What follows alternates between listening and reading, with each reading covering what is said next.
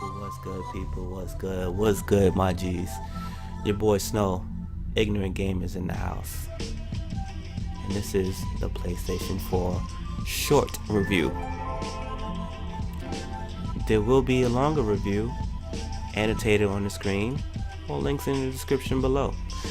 And again, if you want a long, in-depth review where I go into a lot of these menus and features, you are more than welcome to check out that long review. Again, it is a long review. As I said, my name is Snow. Shout out to everybody for subscribing to us. Shout out to you if you found this video and you're not subscribed to us. Check out our other videos and see if you poke around. We do things just a tad bit different, and we like to talk about some topics, etc., etc. But off that, I digress. Let's get into the PlayStation 4 review plus launch. In this review, I'm going to cover the PlayStation 4 as is out of the box. I will not cover the PlayStation 4 camera as it does not come with the system and is sold separately. Also, this review will come from someone that is a PlayStation 3 user, not a fanboy. I am a consumer first, and I will try not to refer to any one specific console, but I will refer to what's going on in this 8th generation of consoles. The format that I will use for this is hardware, software, network, aka the online function, the launch titles, and at the end I will just give you my overall roll-up impressions of the console, etc., etc. So starting first with the hardware is basically what comes out the box. You get the PlayStation 4 console, you get the PlayStation 4 DualShock 4, you get the USB cord that goes with the to charge up the PlayStation 4 controller.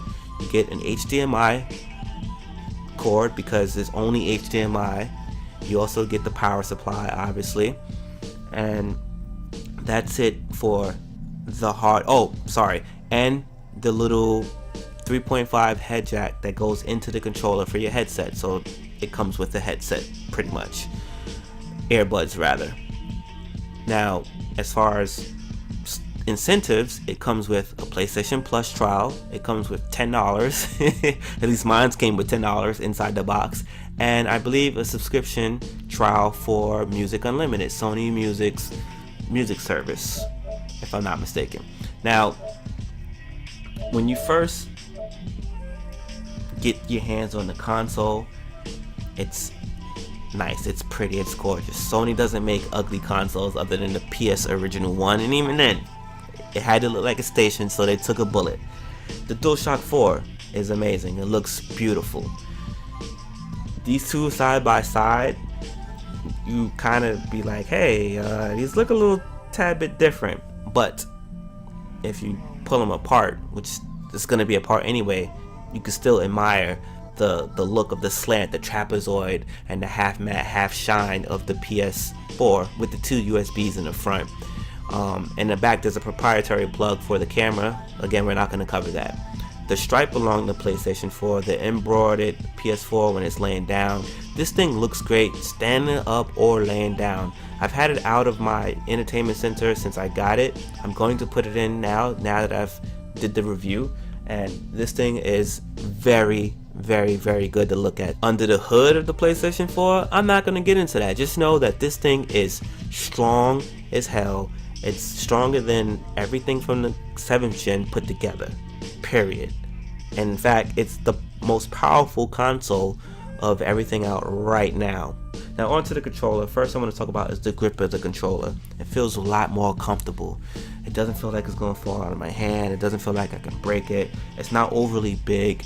It just feels a little bit more meatier. It's not really heavier than the DualShock 3. Actually, I think the DualShock 3 is just slightly heavier. I'm not sure. I don't want to compare the numbers. I'm just talking about it when I'm holding it in my hand. Overall, it still feels like a PlayStation controller. It looks different, but it is the same device, the same comfortability. In fact, it's even more comfortable than the DualShock 3. The triggers are amazing. The triggers are amazing. Every game is forced to use L2, R2 now when it comes to shooters, and I fucking love it.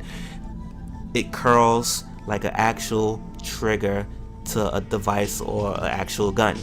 The L1 R1s are slimmed and more a little bit round, and the housing for those buttons allows you to slide back and forth between L1 and L2 or R1 and R2, and you'll realize it very quickly on the games like Battlefield or a car game when it finally comes. Shout out to Need for Speed Rivals, where you can go from brake to gear and gear to brake and whatever you need to do with those top buttons. Now going to the face buttons, box, triangle, circle, X. And yes, I do understand that I said box and X. Yes, I do know that it's square and cross, but so what? I'm hood.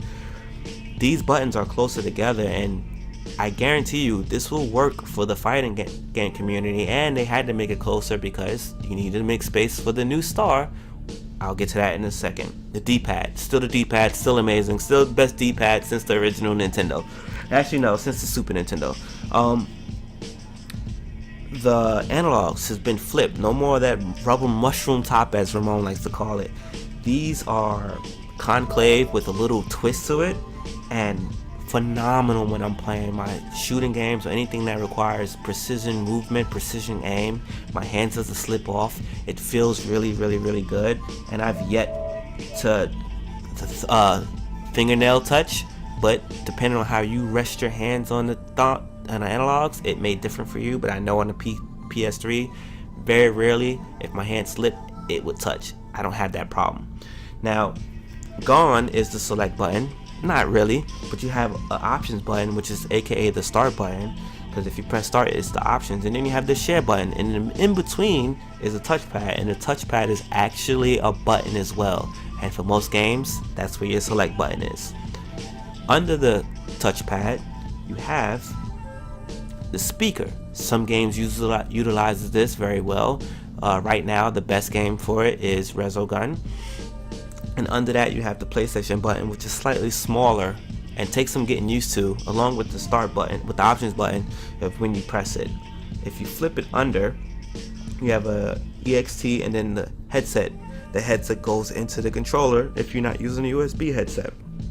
One thing I want to point out, which is so amazing, so dope, is that the headset plugs directly into here, and you can change the audio from the console, from the TV, and send it to the controller, which goes to your ear, which means you can play late night and not have the TV turned up, and all the audio is in your ear. That's amazing. Now, yes, this thing has the USB thing and a light bar in the back that identifies blah blah blah, whatever. So software, I want to talk about this real quick. The interface, amazing, fast. When you first turn on your PlayStation, you're here, the last game you played, in order. At the end, you have the library. One beef that I have about the library is I did digital upgrades of Battlefield and Call of Duty, and technically you have to install every game. So what you're not seeing here right now is Killzone. I have a Blu-ray disc for, and it was the last game I played. It should have been in there. It's not there. That kind of makes me a little upset.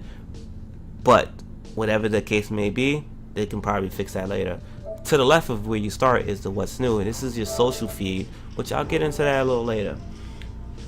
If I go up, here's the rest of the menu. Here's the store, notifications, friends, messages, party, my profile, trophy, settings, power off. The store is fast. You saw how quick I just got into that. Oh my god. Let's get out of here. We're out of here, right? I didn't even have to back out. I could have just hit the PlayStation button. Notifications. Look at it. Invitations. This is for like parties and stuff. Game alerts.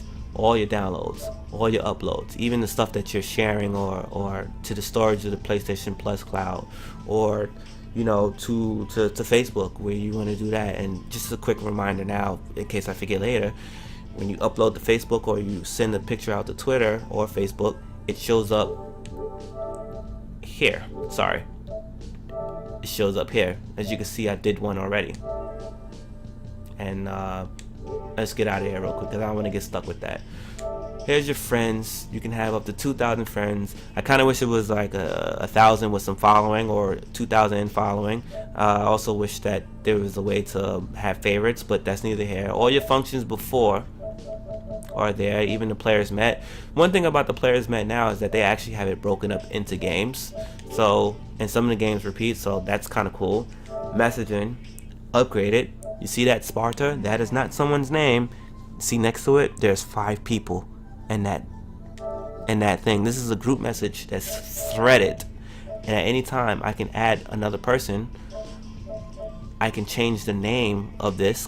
By default, it's just gonna say whoever's in the party. I mean, whoever's in the group message. As you can see, we're sending screenshots. We're also doing voice notes. Hey yo, what's good, people? It's your boy Snow, Ignorant Gamers the House. Make sure you check us out on YouTube. Yes, this is a test, because I'm recording it right now for my review. So shut up and subscribe. Long review in description below. So like I said, anytime you can drop somebody in, you can start a new one. If it's a one-on-one message, you know, you can see that was sent from the PlayStation 3. You know, it's all good. It's good. Now on the party chat side, I like it. I don't like party chat in general, but this is cool. It is working. I think PlayStation may have added an extra feature into it. I'm not really sure, but you know, you could do invite only, you could do friends of friends, you can name the parties. The cool thing about invite only is someone can suggest it, a person to join the room, and then someone has to approve it. But the problem with the approval process is the admin has to actually friend the person to invite them into the room, and I think they need to fix that. At any given time, you can, you know, like I said, add people, and everybody be indented in a little bit. You can do chat off to the side. You know, it doesn't show through like PlayStation 3 cross text chat does, but you know, whatever.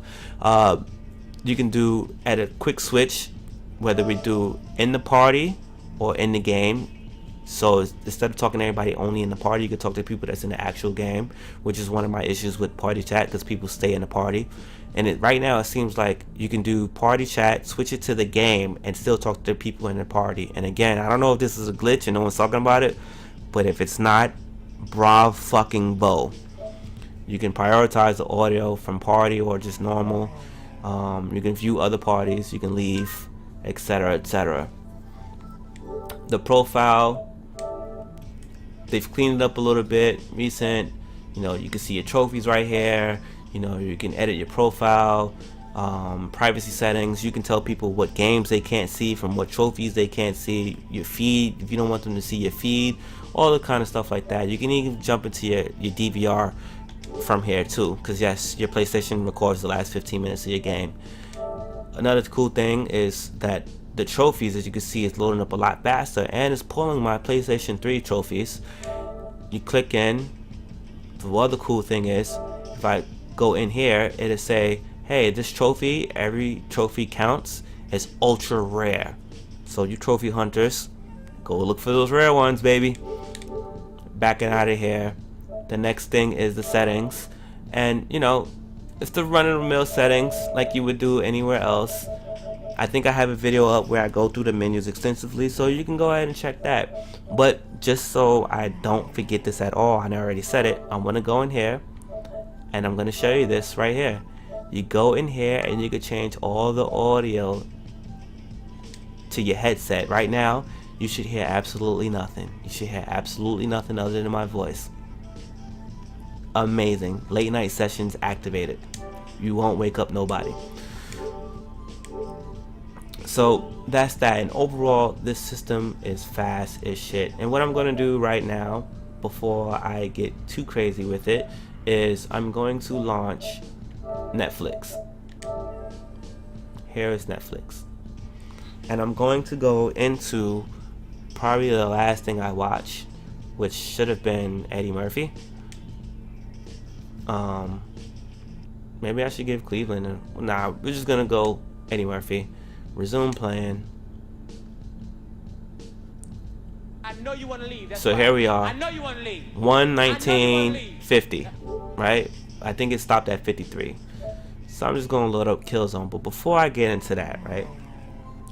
When you're hooked up to the internet, you're at the mercy of the speed of your internet too for how fast certain things work. And this is cool. You go to a game, you go down, you press down, you get into this themed out section of the game. You can like it, you can see the recent activities, you can see related items. from here I can jump directly in to the multiplayer, which I play most on this game. I can see my trophies at a distance here. I can see how many of my friends play this game. I can click on it and get their actual names. I can see the activities from myself and my friends with this game. Like, that's amazing. It's like each game has its own space. Yes, I do know that other games have this as well. Other consoles have this as well, but it's here. It's the fact that it's not missing. And there's the video I uploaded. I did that in a long review. You can even see me make the video. I can see my friends get trophies or accomplishments in the game. This is amazing. I can check out for other content. This is amazing. Also, if I back out of here, right? If I press the options button on here, I can see the update history, the information of the game. Phenomenal stuff. Out easy. Very simple. Maybe too simple for some, but it fucking works. And that's all we want. We don't want no complicated shit. The UI is fantastic. So I'm not gonna launch this game. I did that in a longer video, but I am gonna launch this game. And the reason why I'm gonna do that is because I just want to show you that one little thing, which is the standby mode, which is the standby mode. So here we are, we're up and running, blah blah blah blah blah blah blah blah. Let's go, let's go, let's go, let's go. There's Resogun. In. While that's doing that, right? If I long press, as you can see, it's pointing out to two things, right? See, and that's still loaded on the bottom right. So let's just say I wanted to go back to Netflix. Yes, do we want to put that? Yeah, we'll put that. And boom, here we are, Netflix. I got one of those fathers that gets drunk and sings old Motown songs to you in his argument. Tell me that ain't cool. Okay, well, we don't want to do that no more. We want to get back in the Resogun. Resogun is still playing.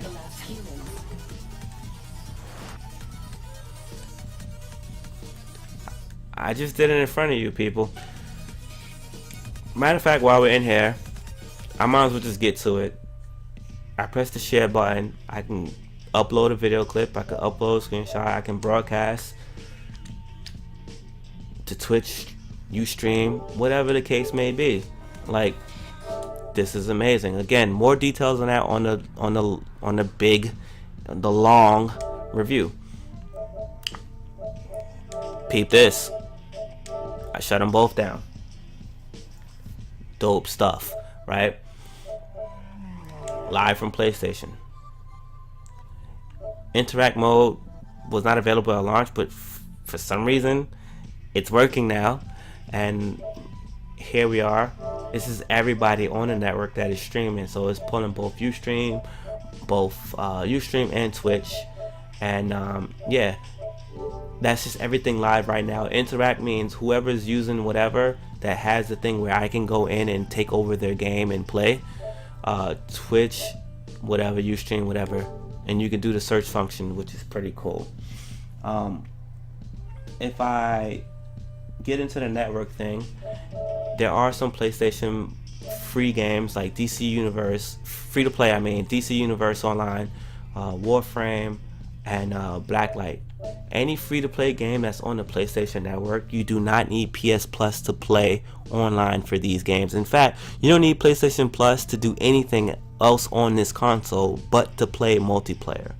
So there's no reason to not have PlayStation Plus, unless you just don't want the free games and stuff that goes across all your consoles and all your PlayStation items, or you're not playing multiplayer stuff. Now, another thing that I wanted to point out is with the online status. This is kind of a negative point where, as you see, there was no point where I was able to say I want to be invisible or not available or sign out. Yeah, that's not available. I don't know why. I don't know why they don't have it up here where I can just, like, you know, an option here or something where I can just do that. It's not here. So maybe that's something they can fix later. Because sometimes I don't want to be online. I just want to play my campaign and not be bothered, because it gets to be troublesome. Now, talking about launch titles, PlayStation 4 actually has technically 4 launch titles: Killzone Shadowfall, Knack, Resogun, and Playroom. And again, Playroom requires the camera. It does not come in the box, so I'm not counting it, but people are having fun. Killzone Shadowfall was a mediocre game. I'd say it's a Killzone fan game, a 7 out of 10, or a 3.5 out of 5, or 3 out of 5 rather. Knack is a 2 out of 5, but it hit with the kids. Resogun is amazing, an indie game that came for free if you have PlayStation Plus, but it is a PlayStation only game. Another game came out called Contrast, but it's not a PlayStation only game, so I didn't review it. I'm not going to talk about it. And it's short. It's missing Drive Club. It's missing at least 2 other games, which would have made this launch an even better launch for them. So with that said, the offering of PlayStation exclusive titles at launch was very slim, unless you are a Killzone fan, unless you are buying this for a child, because you can get, not a child, but like a young kid, because then you can buy Knack, you can buy Marvel, you can buy maybe 2 other games, maybe Resogun and something else that they can play, and they will enjoy it for the time being. So, use that up to your discretion. But Assassin's Creed is amazing. Battlefield, when it's fucking working, is amazing. Rivals, Need for Speed Rivals, the only car game right now for PS4, is amazing. All these games look good as they're supposed to be. Overall, my closing feel about this, I love the multitasking, the resume game state, the fastness of the menus. I mean, this thing is fast.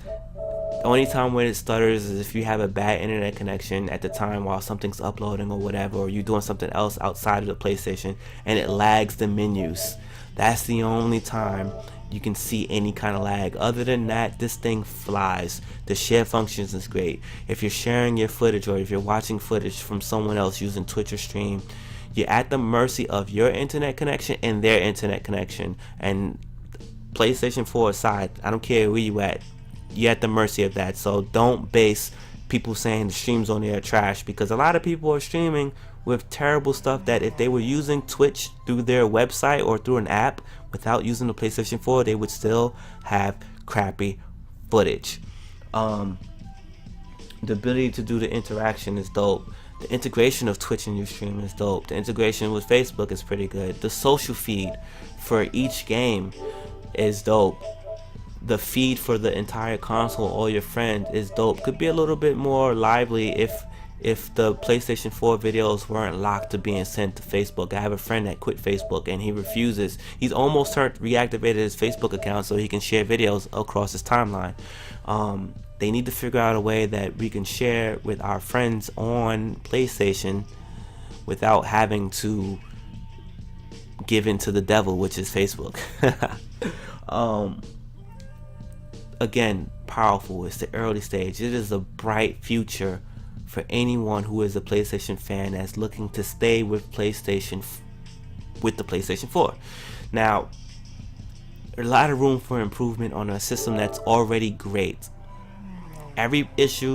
Mainly every issue that was fixed, that was an issue for the PS3, is fixed in the PS4. And with that said, my friends, this is a good console. Do you buy it now?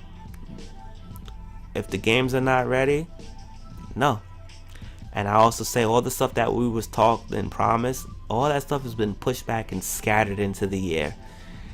I still say, if you have a PS3, hold your money, keep rocking out. There's a lot of greatness on PS3 right now, not just in-house first party games, but third party games. At the end of every life console, at every life of every console, at the end, the developers get entirely better and they crank out better games. If you don't believe me, find someone who done a recent gameplay of Uncharted 1, a recent gameplay of Uncharted 2, and obviously a recent gameplay of Uncharted 3. And the reason why I say recent is because they have great capture cards now, so they can get the best quality. to show you. Or go rent them shits. And you tell me how far Uncharted has come along. And then you can make the judgment for yourself. Anyway, my name is Snow, Ignorant Gamers. I appreciate your time. And I'm out.